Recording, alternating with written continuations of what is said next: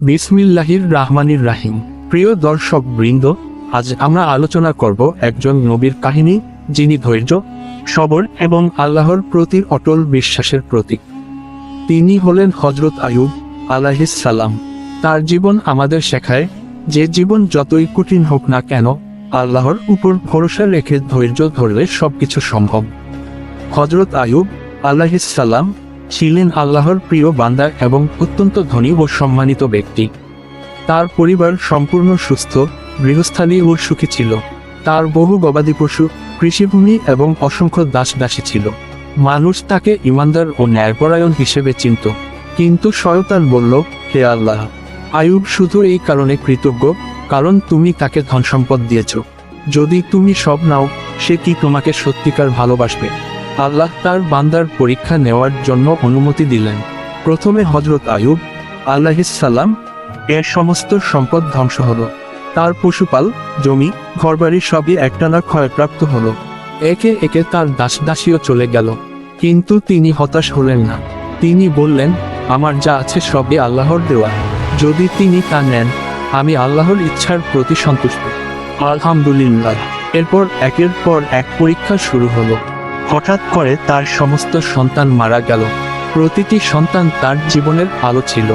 কিন্তু কল্পনা করুন, একজন পিতা তার সন্তানদের লাশ কাঁধে করে কবর দেয়, তবু তার মুখে হতাশার ছায়া নেই। তিনি বললেন, হে আমার রব, তুমি যে আমাকে এত দিন সুস্থ রেখেছ, একদিনের কষ্ট কি অসহনীয়। এই ধৈর্য ও বিশ্বাস সত্যি আমাদের জন্য অনুপ্রেরণার উৎস। কিন্তু পরীক্ষা এখানেই শেষ হলো না। হযরত আইয়ুব আলাইহিস সালাম নিজেও এক ভয়াবহ রোগে আক্রান্ত হলেন। তার শরীর ক্ষতবিক্ষত, ত্বক মারাইয়া যায় এবং মানুষ তাকে দূরে সরিয়ে দেয়। সাধারণ মানুষ তাকে সহমর্মিতার চোখে দেখত না, বরং তাকে একটি রোগী হিসেবে এড়াত। এমনকি প্রিয় স্ত্রীও তাকে পাশে রাখতে শুরু করেছিলেন। তবে তার ধৈর্য ও ভালোবাসার কারণে শেষ পর্যন্ত তারা একে অপরকে সমর্থন করলেন।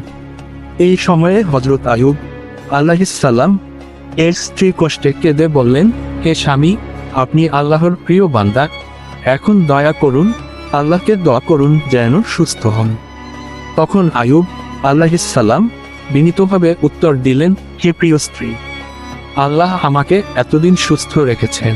তিনি যদি এখন কিছুদিনের কষ্ট দেন, আমি কৃতজ্ঞ নই এমনটি কখনো ভাবিনি। আমি সবসময় তার ন্যায় ও কৃপায় বিশ্বাসী। অবশেষে যখন কষ্ট সর্বোচ্চ পর্যায়ে পৌঁছালো, হযরত আইয়ুব আলাইহিস সালাম আল্লাহর কাছে বিনীত দোয়া করলেন, রব্বি অন্নি মাসসানিয়াদ দুররু ওয়া আনতা আরহামুর রাহিমিন। হে আমার প্রভু, আমি কষ্টে আছি, আর তুমি দয়ালুদের মধ্যে সর্বাধিক দয়ালু। এই দোয়া আল্লাহর কাছে পৌঁছালো।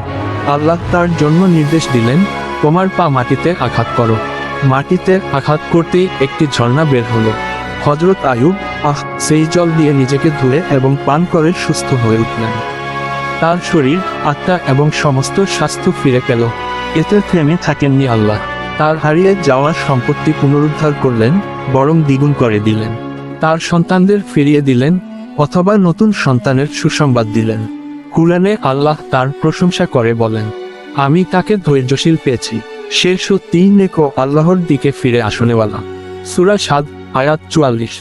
হযরত আইয়ুব আলাইহিস সালাম এর এই কাহিনী আমাদের শেখায় যে জীবনের কোনো সময়ে বিপদ আসলেও হতাশ হওয়ার দরকার নেই।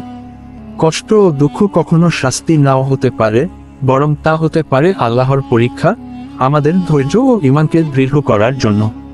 যেসব সময়ে আমরা হতাশ বোধ করি, তখনও আল্লাহ আমাদের সঙ্গে আছেন। প্রিয় ভাই ও বোনেরা, আসুন আমরা হযরত আইয়ুব আলাইহিস সালাম এর মতো ধৈর্যী, সবরশীল এবং কৃতজ্ঞ হতে শিখি। জীবনের প্রতিটি বিপদ ও কষ্টকে আমরা যেন আল্লাহর পক্ষ থেকে শিক্ষা হিসেবে গ্রহণ করি। প্রতিটি পরিস্থিতিতেই বলি, ইন্নাল্লাহা মাস সাবিরিন, নিশ্চয়ই আল্লাহ ধৈর্যশীলদের সঙ্গে আছেন। চলুন দোয়া করি, হে আল্লাহ, আমাদেরকে হযরত আইয়ুব আলাইহিস সালাম এর মতো ধৈর্যশীল, সবরশীল এবং কৃতজ্ঞ বানিয়ে দাও। আমাদের কষ্টের সময়ে আমাদের সহায় হও এবং আমাদের হৃদয়কে শক্তিশালী কর। আমিন। জাযাকাল্লাহ খায়রান। কষ্ট যখন আসে, মনে রেখো, আল্লাহ ধৈর্যশীলদের সাথে আছেন। যদি হযরত আইয়ুব আলাইহিস সালাম এর ধৈর্য তোমাকে অনুপ্রেরণা দেয়, এরকম আরও অনুপ্রেরণাদায়ক ইসলামিক গল্প পেতে চ্যানেলটি সাবস্ক্রাইব করো, লাইক, কমেন্ট এবং শেয়ার করো।